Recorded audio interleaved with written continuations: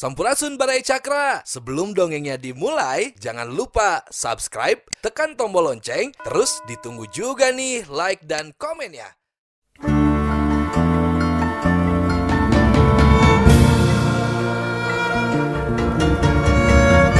Baraya Cakra, parantos waktosna 80,5 FM Radio Cakra, midangkeun dongeng Sunda Dora-Dori.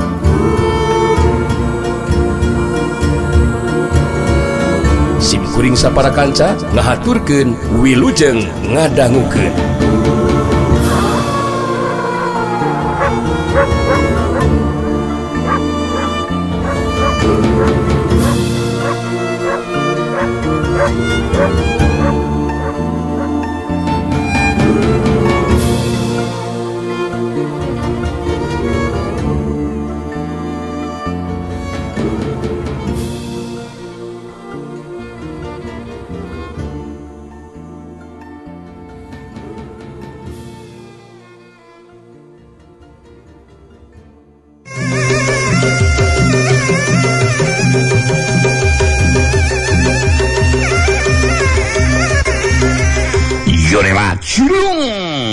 Purbaya maju narajang bari metakeun senjata ruyung wesi wulungna. Nang boleh ngerobah cara tarungna. Henteu ngajorewat cingkahan panarajang lawan, tapi saukur ngakiwar jeung ngagilirkeun badana kagigir mangsa nyingkahan panarajang anu jadi lawan. Suhyuk. Datang panarajang Purbaya mangrupa babukan ruyung besi anu ngarah kana beuheung lawan. Nang bule rikat ngagiwar ka gigi deui nak rika badana saeutik ka tukang.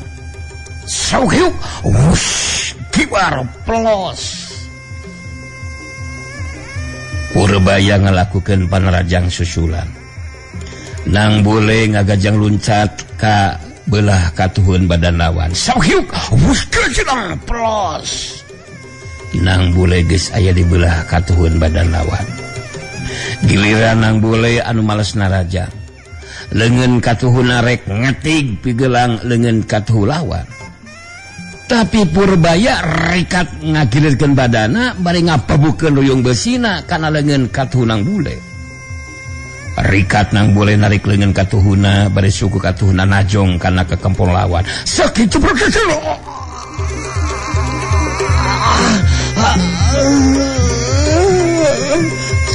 Sia aing peulah. Purbaya ngagerok kaget bainahan ka nyeri terus ngadaligdeug mundur ka tukang sababaraha lengkah. Tapi Purbaya gancang mancukeun di tangtunganana.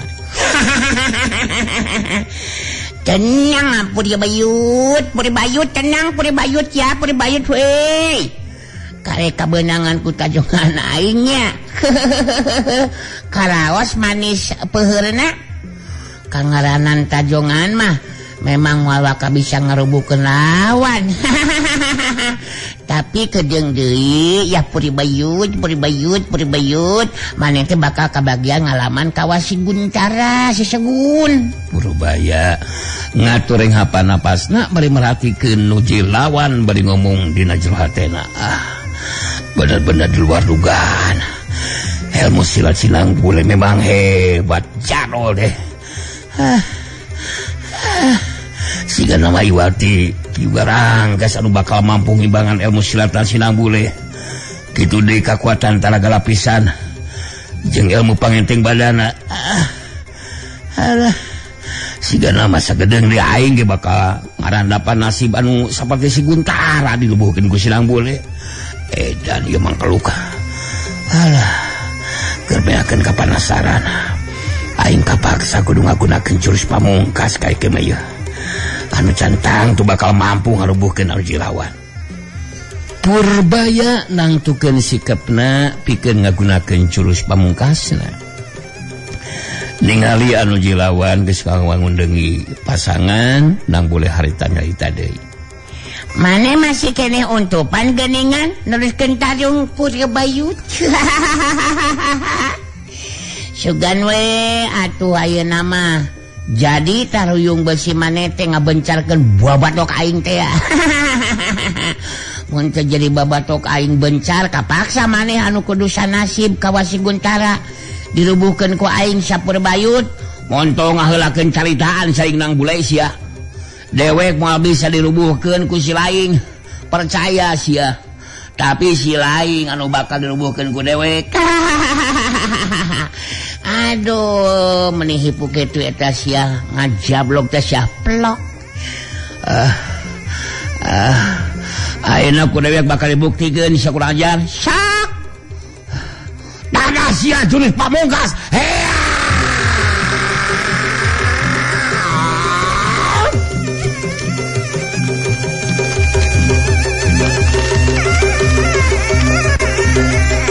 Jurila cung kalayang Purbaya ngajorlat terus ngalayang kenapa karena lemah mangsa majuna raja ngagunakeun jurus pamungkasna Nang Bule mapak panarajang lawan harita ngajorlat ngalayang dua jirim pada ngalayang kenapa karena lemah masing-masing pada ngagunakeun ilmu silat napikeun ngasukeun panarajangna kanu dilawan babokan uyung besi hidung Purbaya tu bisa kena kana sasaran sabab leungeun katuhuna di Bandung ku leungeun kenca Nang Bule sohyuk leungeun Purbaya anu beulah kenca reka hantem dan lawan orokaya leungeun katuh Nang Bule anu leuwih cepet hantem kana dan lawan disusul ke leungeun kenca Nang Bule anu ngahantem ka kemplong lawan anu beulah katuhu sakyuk panarajang yuk sebelum geus disusul ku panarajang kana ka kemplong geus dan robe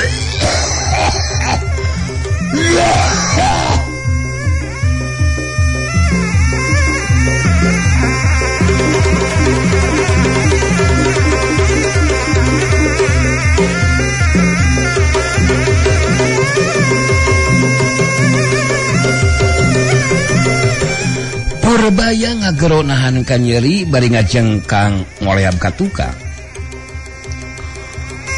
badanna ngoleab ngalayang nyerot turun ka handap jengkang koyang kalayang sirot kedebut Purbaya teu beda ti nangka anu lagrag tina luhur tangkal ngagedebut rubuh ngabebengkang bari lemah Nang Bule ngalayang turun ka handap kalayang sukuna napak kana lemah teu nimbulkeun sora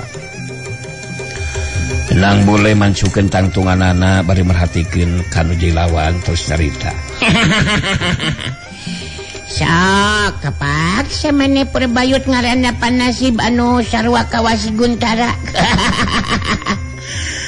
mangkalo kawas maneh tiluan anu wani ganggu jeung rek nandasa ka bibi aing tangtu bakal ngarasakeun akibatna sakurang ajar masih kene untung ku aing teu diperenan rasakeun we sia ayeuna mah maraneh tiluan pada nyandangan ka nyeri Nang Bule ngajlelak nguru ka tempat Narasanti anu nangtung ngareneng jeung Sandika bari ngareret ka Sandika harita nyarita jadi ieu teh Mang Sandika nu diobrolkeun ku Bi Anti teh nya. Nya tadi pan sameme kaluar nemongkeun diri ngabandungan kana kayaan di dieu Bi. Nya bener nang. Ieu teh Mang Dika nang anu kungsi diobrolkeun ku Bi Anti teh anu jelas Bibi mah ngarasa syukur jeung bagja nang. Sabab geus ditulungan ku hideep. Mun teu kaburu hidup datang mah duga teh kumaha si Bi Anti jeung si Mang Dika nang. Sandika neuteup ka Nang Bule bari tos calita. Mang Dika nganuhunkeun kana pitulung teh hideep. Gayaan Mang Dika jeung Bi Anti memang teu bisa ngabela diri. Sabab geus teu bisa ngagunakeun kakuatan talaga lapisan. Kitu deui ilmu pangenteng badana. Nang Bule anu geus tenang kayanana harita sikep jeung caritaanana jadi dina karakterna Eyang Buana Putih. Nang Bule ngabagikeun panetepna ka Rasanti jeung Sandika betus carita. Mohon jadi salangkung ka kuping ku abdi geda. Ngeunaan kayaan Bianti sareng Mang Dika. Kumaha tuh pami dicobian ditarekahan supados kayaan Bianti sareng Mang Dika tiasa pulih deui. Rasanti kerung bari netep ka Nang Bule terus carita. Ditarekan kumaha Nang? Apa anu mulikeun kayaan Bianti jeung Mang Dika teh iwal teu kiwarangkas. Jadi pamuhalan minta tulung ka manehna da puguh memang musuh urang eta kiwarangkas teh Nang. Kudu kumaha tuh. Jadi ya Bianti jeung Mang Dika teh moal bisa pulih mun lain ku kiwarangkas eta anu jadi bingung keur Bianti jeung Mang Dika dina waktu ayeuna teh Nang. Sandika milu nyambungan kana caritana Rasanti ditujukeun ka Nang Bule. Anu jadi kaselempangan Mang Dika jeung Bianti mah dina mangsana lumampah tur dina kayaan teu bisa ngabela diri. Nah mun menang gangguan ti jalema jahat teh kali tinggal pasrah we kana nasib eta nu jadi masalah teh Nang. Harita Nang Bule ngahulang sakedeung siga nu keur mikir teu lila terus nyarita. Abdi ngartos kana kasauran Bianti sareng Mang Dika punten sanes lancang jeung Mabi Mang kumaha upami ku abdi bade dicobian nya ditarekahan gitu. Mudah-mudahan we saira duaan tiasa pulih deui bebas tina pangaruh kakuatan ilmu na kiwarangkas. Cobi kumaha saur Bianti Bi. Nah, hidup boga ilmu na kitu pikeun mulikeun kayaan Bianti jeung Mang Dika Nang. Nya ari hidup boga ilmu nama eueuh salahna mun dicobaan atuh Nang. Mangga tuh pami kitu mah urang cobaan we Bi. Mung kedah saurang-saurang panginten. Ayeuna Bianti heula we nya. Punten sila sok Biantina nongong ka abdi engke abdi deku di pengkeureun Bianti. Rasanti langsung ngagugu kana caritana Nang Bule. Sok sanajan ningali kana syariat mah Nang Bule teh budak lalaki anu rek mangkat rumaja. Tapi Rasanti geus kabandungan Nang Bule mibanda kakuatan jeung kamampuan ilmu silat dina tataran tingkat tinggi. Harita Rasanti diuk sila nongongan ka Nang Bule. Sedengkeun Nang Bule deku di tukang Rasanti. Saterusna Nang Bule ngantolkeun sapasang dampal leungeunna kana walikat kenca katu Rasanti bari ngatureng hapanapasna. Saterusna Nang Bule musurkeun kakuatan talaga lapisan sapinuhna. Sandika merhatikeun kana kayaan nu keur dilakukeun ku Nang Bule. Sedengkeun Guntara jeung Nyai Kintamani katut Purbaya. Harita geus salengkat tangtung balting salengirahan kanyeri. Tiluanana pada nyadangan tatu di jero. Sok sanajan teu parna, tapi tiluanana geus teu untupan pikeun neruskeun di tarungna. Salemeh ini tinggalkeun eta pantepatan, Nyai Kintamani masih kena sempet ngancam ka Nang Bule. Hei, Nang Bule. Maneh geus wani nyeun masalah jeung kiwarangkas ya kurang ajar. Anu ayeuna ngawasa di dunya kajawaraan. Engke maneh bakal ngarasakeun akibatna sia. Anggota barisan Warangkas Jaya bakal naryangan maneh sia Nang Bule. Anu akhirna maneh bakal ajal binasa sia Nang Bule. Dagoan engke waktuna sia. Geus kitu mah Nyai Kintamani jeung Guntara katut Purbaya ting garajeleng ninggalkeun eta patempatan. Sedengkeun Nang Bule teu malirik kana caitana Nyai Kintamani da puguh keur musirkeun pikiran jeung kakuatan talaga lapisan sapenuhna kana sapasang dampal leungeunna nu diantelkeun kana walikat kenca katuhu Rasanti. Karasa harita Kurasanti tina sapasang dampaleun ngeunang bule aya getaran anu ngandung hawa haneut kana walikatna. Saterusna eta getaran ngarambah kana sakujur badanna. Katingali ku Sandika kesang renung dina tarang jeung beuheung nanang bule. Mangsa ngagunakeun kakuatan tanaga lapisan sapenuhna jadi bantrok jeung kakuatan elmuna Ki Warangkas anu aya dina jero badana. Rasanti anu tadina awakna karasa rariged jadi karasa harampang. Kakuatan tanaga lapisan nang bule anu digunakeun sapenuhna teh telah mampu ngungkulan kakuatan elmuna Ki Warangkas. Ngajadikeun Rasanti jadi pulih kaayanana.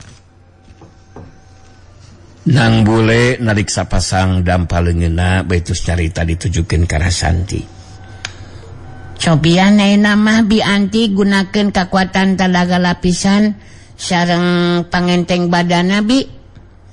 Mudah-mudahan we upaya abdi aya hasilna Bi. Rasanti cengkat nangtung leuwih ti heula.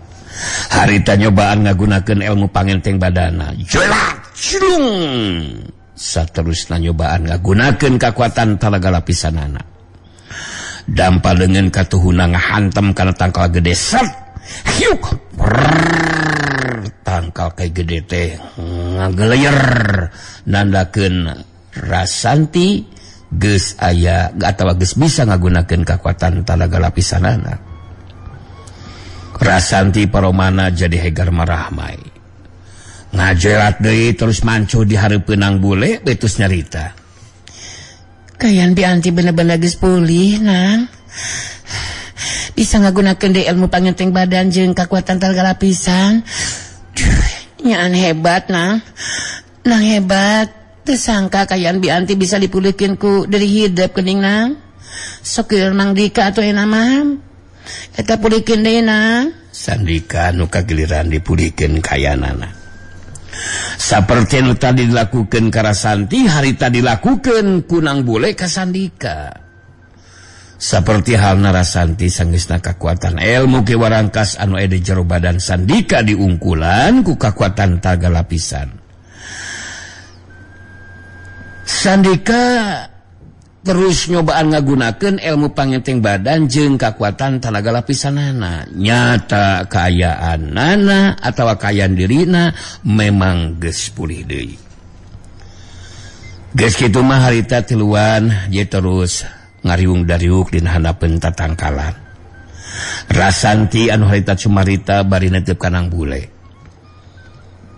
Bi Anti kitu di Mang Dika bener-bener ngerasa reueus jeung bagja. Boga Allah anu mibanda kemampuan bisa mulihkeun kaayaan Bi Anti jeung Mang Dika. Tayna ku Bi Anti bakal dijelaskeun nang ngeunaan sabab musabab angna teu bisa datang ka talaga warna. Cali kieu kaayaan sebenarnya mah nang. Harita ku Rasanti dijelaskeun ngeunaan Rasanti nu kapaksa kudu ninggalkeun nang bule teu maturan ka talaga warna. Malah ye terus dicaritakeun ngeunaan sepak terjangna Ki Warangkas anu dina waktu harita lain bae geus bisa ngarasa atawa ngawasa dunya kajawaraan, tapi meh dina setiap daerah pupuh lembur geus diganti secara paksa ku jelema ti pihakna Ki Warangkas. Sangeusna ngarasa cukup pari kateranganana harita Rasanti mungkas guaran caritanana. Tak jadi kitu nang. Ngan untung nanti Bi Anti jeung Mang Dika bisa ngaloskeun diri. Nang bule ngabagikeun panetep da ka Sandika jeung Rasanti terus nyarita. Upami kitu mah eta Ki Warangkas teh teu tiasa diantep ka atunya binya. Jalmi jahatnya seperti gitu mah ya kedah aya nu tiasa ngalireunkeun tina tindakan kajahatanana nya Bi. Aduh, abdi janten gaduh emutan bade ngabujeng ka pagero lintang jagat we atuh Bi. Keheula ulah waka kaburu ku nafsu nang. Lain Bi Anti teu percaya kana kekuatan jeung kemampuan diri hidup. Tapi anu bakal dising hareupan teh lain ngan saukur Ki Warangkas wungkul nang. Tapi aya barisan Warangkas Jaya mangrupa kumpulan jago jeung jawara patalukna Ki Warangkas nang. anu matak Bianti dibantu ku Mang Dika boga rancang rek nyusun kakuatan barisan Darmayuda kieu jelasna manang Kurasanti harita dijelaskeun ngeunaan rarancang anu bakal dilaksanakeun sanggeusna engke aya dina ataya aya di kampung kahuripan. Kakuatan barisan Darmayuda diharapkeun bakal mampu ngimbangan jeung merangan kakuatan barisan Warangkas Jaya.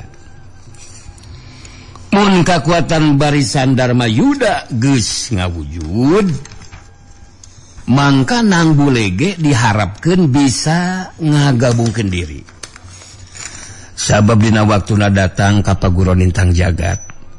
Bareng jeung barisan Darmayuda anu bakal ngayunan ki Warangkas mah bakal dipercayakeun ka Nang Bule anu diharapkeun bisa ngungkulan kakuatan elmuna ki Warangkas.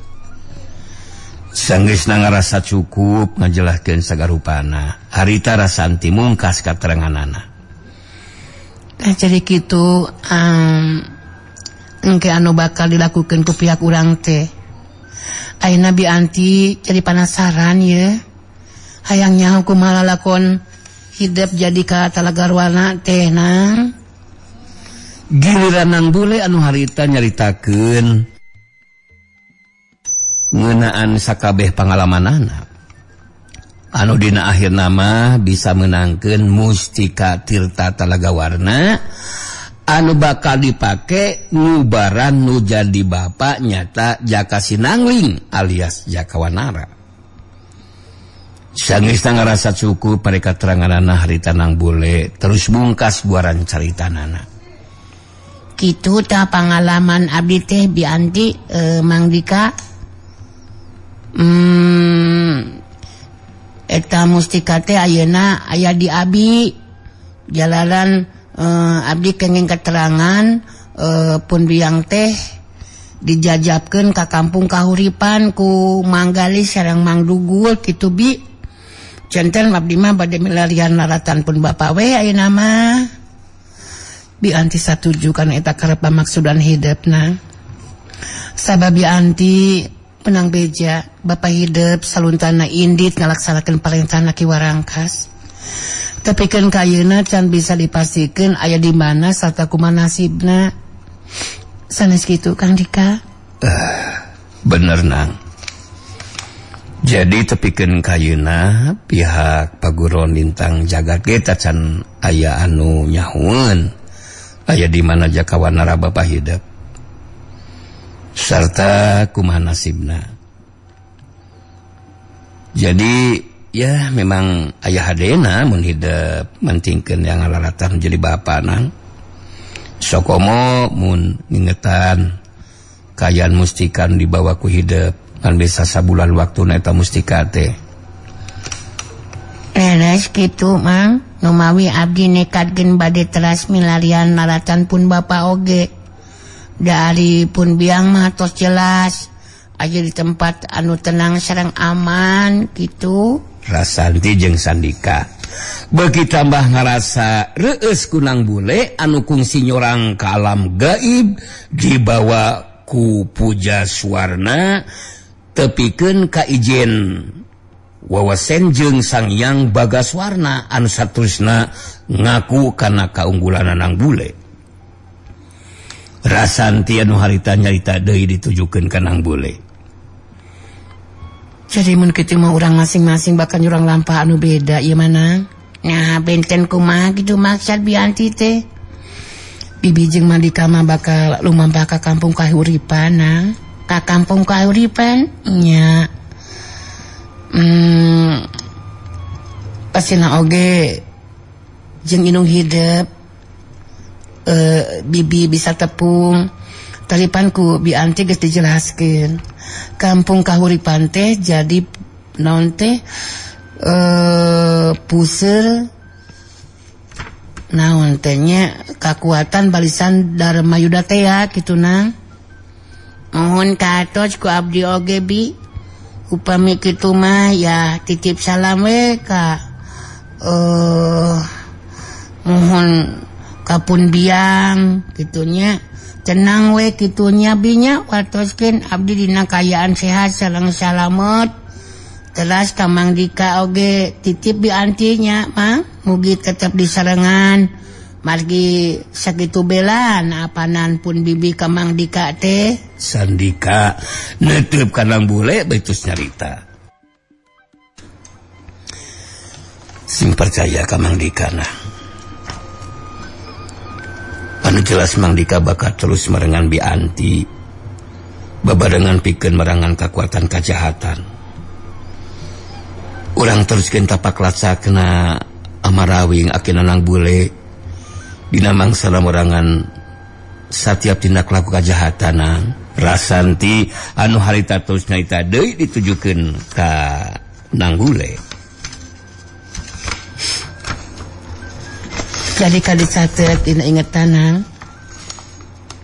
gimana engke geus ngawujud kekuatan barisan Dharma Yuda teh ya nangnya omat hidup kudu ngagabungkeun diri sabab cek bi anti mah anu bakal mampu ngimbangan kekuatan ilmu naki warangkas teh jelas hidup nang jadi ayeuna mah urang pada nyurang lampah masing-masing we mudah-mudahan sing gancang bisa ditepungkeun jeung anu jadi bapak kitu harapan abdi ge bi anti tuh ini sono abdi mah upami abdi engke tos teu pangsareng pun bapa mah da tangtu bakat telas ngabujeng ka kampung kahuripan bi atuh bi anti sareng Mang Dika oge sing dilancarkeun dina nyusun kekuatan barisan Dharma Yuda teh nya bi geus kitu mah Nang Bule jeung Rasanti katut Sandika jadi papisah masing-masing bakal neruskeun lampah jeung karep pamaksudna masing-masing teka catur di jalana Rasanti jeung Sandika waktu datang ka kampung kahuripan harita dibagiakeun ku si Banteng Wulung jeung Ayu Manganti sedengkeun Sekar Kuning jeung Maomih mah keur arindit nyilidik ningali kayaan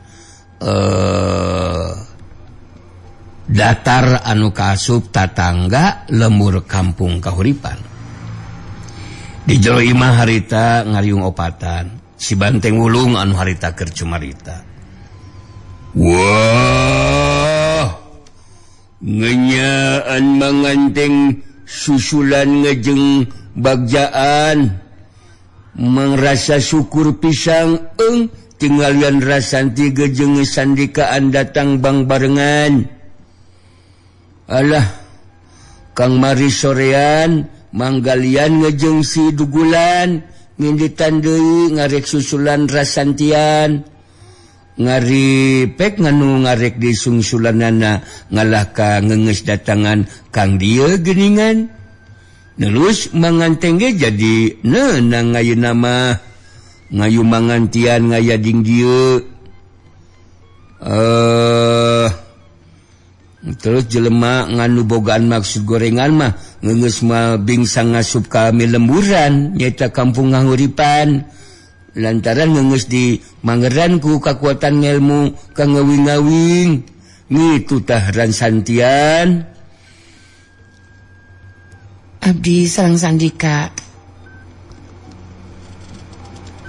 maros bagja nya syukur we atuh Ayu Manganti neuteup ka Rasanti baitus nyarita nah kumaha kitu maksud ibu teh tepung jeung budak ece kitu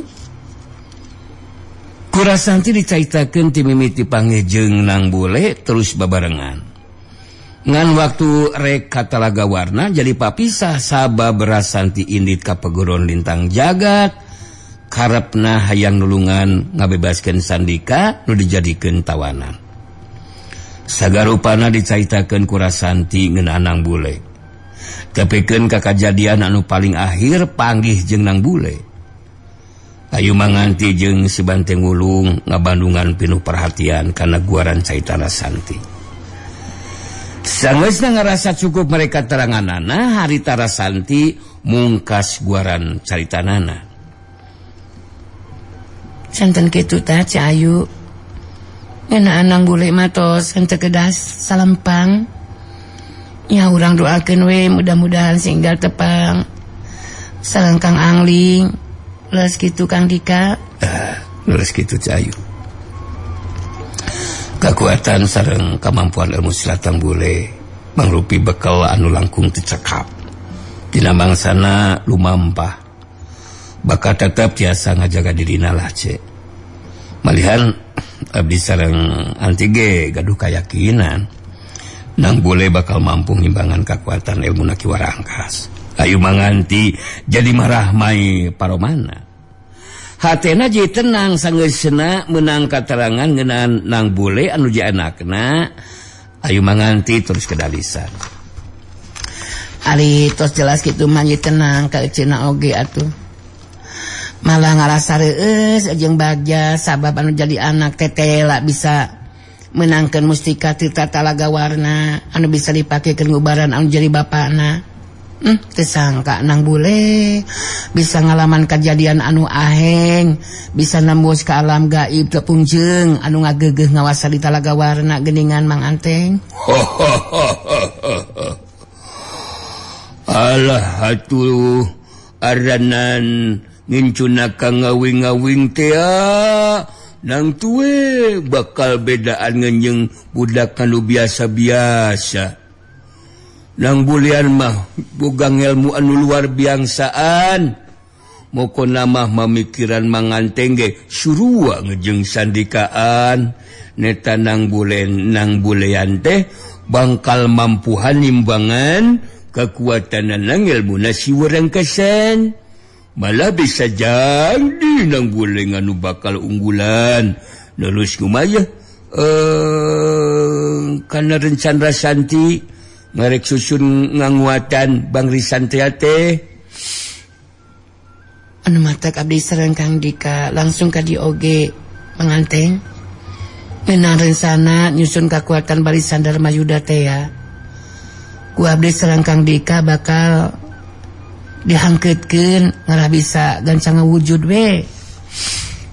Ngan eta we hanya kalna teh Kang Dugo jeung Magali kalaka arinit deui atunya. Wah.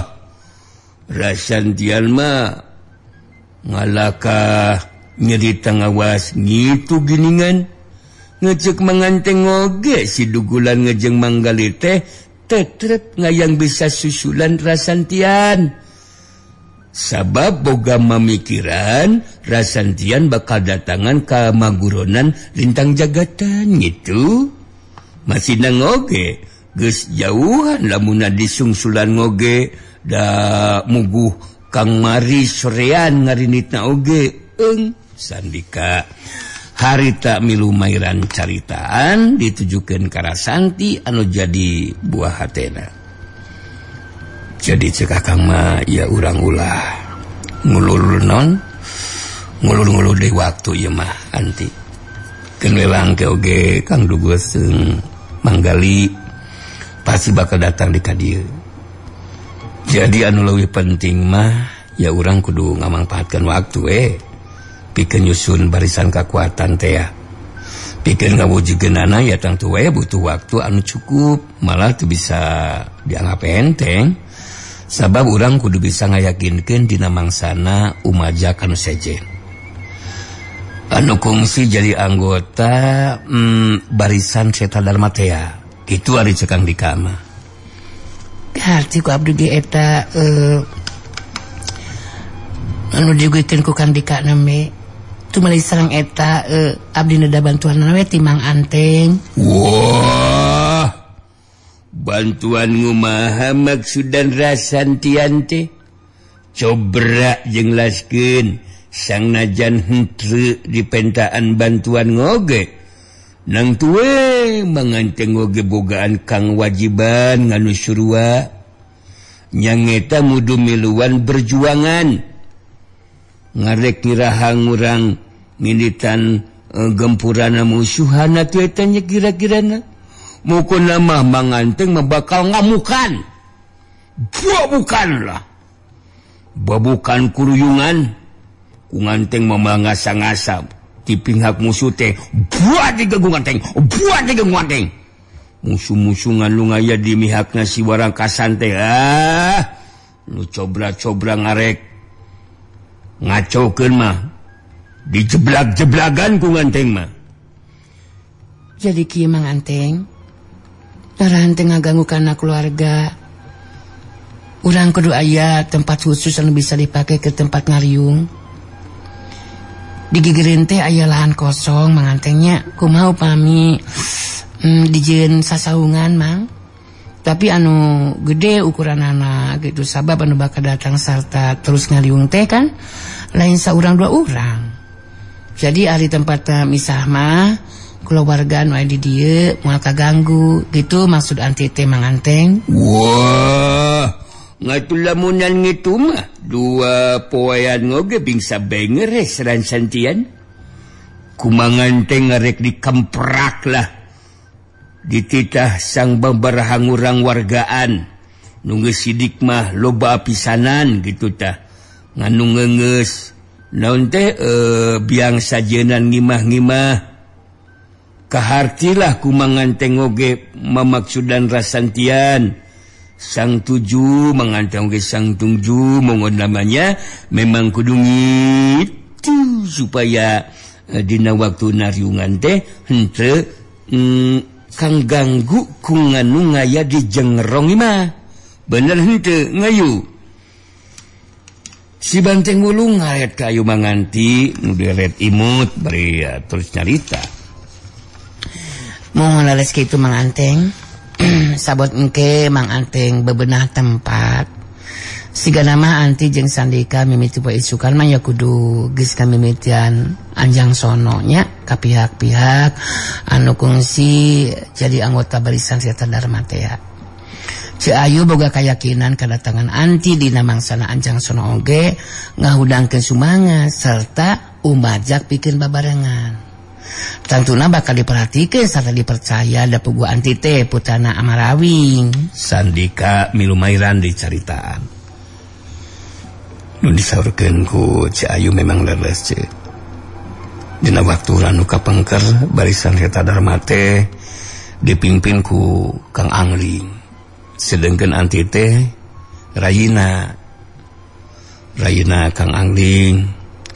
Ku ayeuna kitu ya tangtos caritaan anti gitu di maksud tujuanana bas dipercaya gitu. Wah, nganya bener gitu sandikaan. Mau ko nama nganu kungsian jang di nganggotaan bangrisan Seta Dharmaan bakal dukungan karena memaksudan ngejeung tungjuan rasanti nyusun kang kuatan bangrisan Dharma Yudaan. Ngalah kaku mangoge rencana rasantan ngejeng sandikan teh mudu bingsa gancangan ngangwung jud gitu. Naon ya tujuanana? Ya supayanya